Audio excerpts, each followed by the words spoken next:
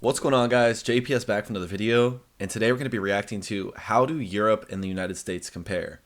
So Europe and the United States are always being compared as to what's the better place to live, or who's doing this or that better or worse. And I've always thought, how fair of a comparison really is it? Because you're comparing one country to a continent. And I'm not saying that like, oh, Europeans, like, oh my God, you guys are all these different countries and you still are comparing yourself to one. Like, though, that's not the point. It's just, like, what are we really, like, is it really fair to draw any conclusions or comparisons based on those two, like, places? I can't even say countries. That's what I'm saying. So in this video, I think we're going to look at a few different factors, statistics, things like that, where we actually take a in-depth look at Europe and the United States from a numbers point of view, instead of anecdotal evidence and, oh, I lived in blah blah blah and it was like this.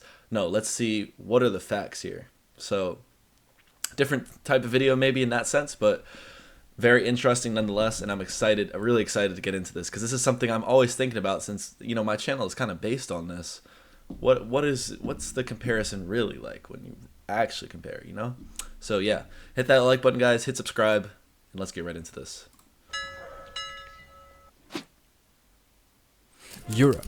One continent, 44 countries, according to the UN, and 746 million people. The United States are part of North America, only one country with 329 million people, less than half of Europe. The United States are often compared to the European Union or Europe as a whole a lot of times. So in this video, I thought it would be interesting to take a look at a few indicators and check how it is that they in fact compare. We've already covered a few of the basics, amount of countries and population, but what about size? The United States have an area of around 9.8 million square kilometers, while Europe has a size of around 10.5 million, although this can vary depending on which limits you attribute to the continent. So now that we've covered all of those basics, let's jump into a few specific indicators and find out how the two compare.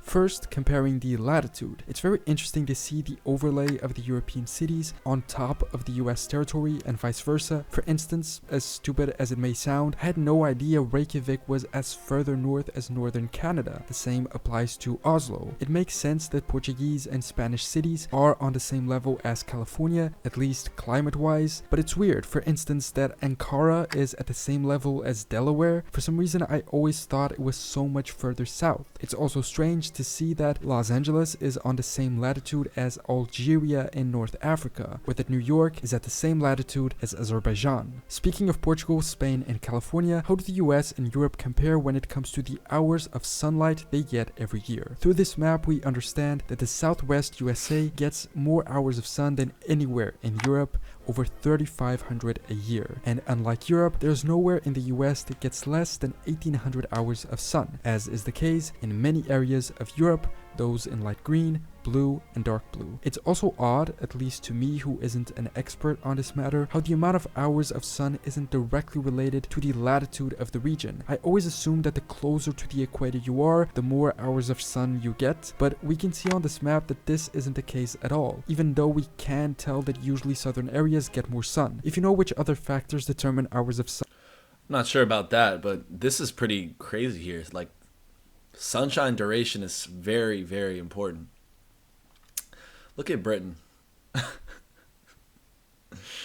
Especially up here. No sun whatsoever. That is just, it's pretty shocking, honestly. I didn't know it would be like that. Okay.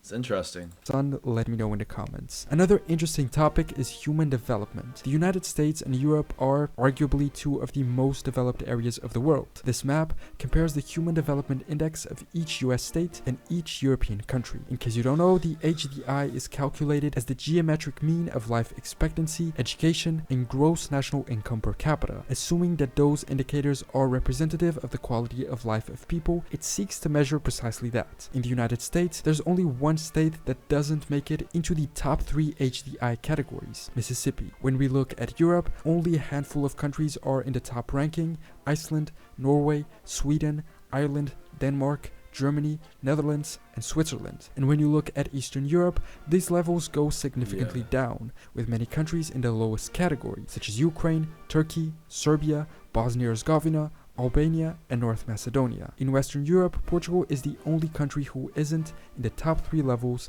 of HDI. A somewhat subjective comparison of these two areas is also depicted in this other map. This is based in a 2014 Pew Research Center poll. Oh my god! This right here is just crazy, bro. Hold on, let's see. Almost 10 years old, so the data might be somewhat outdated and no longer valid. Always keep that in mind for these types of videos where data and maps are presented. The data might not be 100% right and it might be outdated.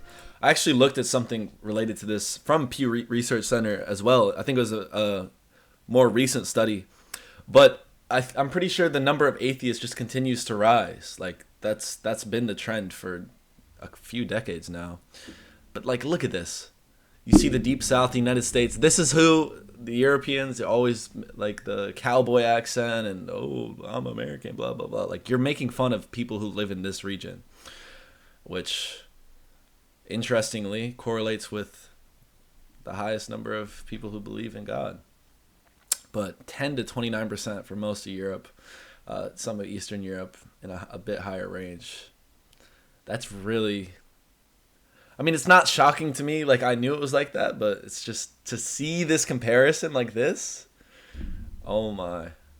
And then Northeast, they're not really buying any of that. Okay. I love it. This is awesome. It's just so crazy. Like, oh my god. But in this one, people were asked if they are absolutely certain of God's existence. And the comparison of the results between the US and Europe is astonishing. The majority of US states have over 50% of people being certain of God's existence, some even surpassing 70%, those in dark blue. Only Vermont, Maine, and Massachusetts have results under 50%, while most of Europe is much less certain in their belief of God. Most of the continent is in yellow, with only 10 to 29% being certain of their belief. Portugal, Poland, Slovakia, Lithuania, and Ukraine, along with Bulgaria, go up to 30 or 49%, but still not reaching over half of the population. The rest of the Balkans is more religious, but it's only Georgia and Armenia who reach the dark blue level. There's a few countries missing from this map, those in gray. If you have any idea of how religious they are, leave a comment below. I just don't understand how you can be absolutely certain about something like that. Like, that, putting that in the question as well just makes it that much more extreme. Like, if you say percentage of population that thinks God exists or believes God exists, okay, more people are probably gonna, like, but this, the fact that it's so high despite the extremity of the question, how can you be absolutely certain about something that I'm absolutely certain you haven't seen or like interactive? I mean, everyone has their own beliefs, but that's just my beliefs, see? But it's only Georgia and Armenia who reach the dark blue level. There's a few countries missing from this. Another interesting thing we can compare are age restrictions in the US and Europe. Age restrictions can be applied to driving, voting, tobacco, or alcohol purchases. Many of these change often, so be aware these might not be correct at the moment you watch. When it comes to driving, the US government allows people to drive at a much younger age. In South Dakota, it says you can drive at 14 years and 6 months. That's kind of crazy if it's true. The oldest driving age in the US seems to be New Jersey at 17. While in Europe, the vast majority of countries has a 18 years minimum driving age. Only the UK, Iceland, Hungary, and Georgia have lowered it to 17. When it comes to voting, 18 is common all around. Only in Europe are there 2 countries that differ, Austria at 16 and Greece at 17, although I'm not sure if these limits are the same for all types of elections. Alright, let's get to the BS laws. Here we go. Tobacco and alcohol. Tobacco purchase is technically only allowed over 21 in all of the US, while in Europe you can buy it at 18. Pretty sure in Germany it used to be 16 though, but don't quote me on that. It's technically only allowed, also forbidden for people under 21.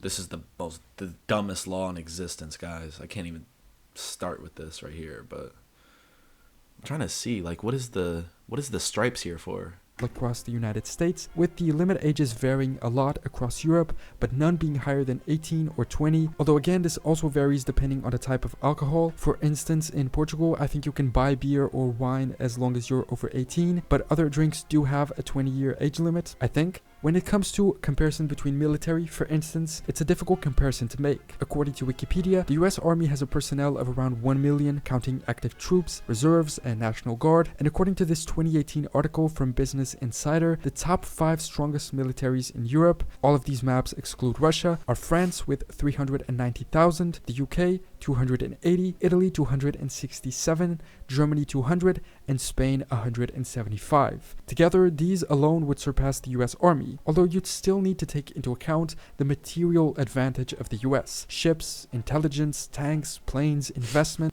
Intelligence. And in these, the US has a considerable advantage, as we can see from this graph. Of course, I mean, all of our taxpayer money gets funneled into the Department of Defense. It's nothing new. Depicting the investment comparisons. But thankfully, most of Europe and the US are allied through NATO, so a comparison isn't needed because in the event of a conflict, it is very likely they would be on the same side. And what about an economic comparison? I mean, I really hope that neither these armies don't even have to get used. It's just stupid. Like I never.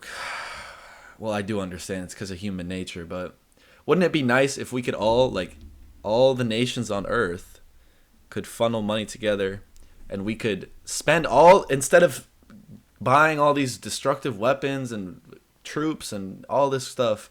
Imagine how much money we could use and put that into research into space or into whatever. Because we're fighting ourselves, but the truth is, what if another entity comes to Earth and we're not ready for that? And also, Earth is eventually going to blow up, so we have to leave. So why aren't we investing into leaving? If we really want to survive, I don't know, bro. A lot of questions that will never have answers, unfortunately. The United States and the European Union are the two largest economies globally in nominal terms. In recent years, only in 2011 did the European Union have a higher GDP than the US. Keep in mind this excludes non-EU Europe. The US's GDP per capita is 63,000, while in the EU it's 33.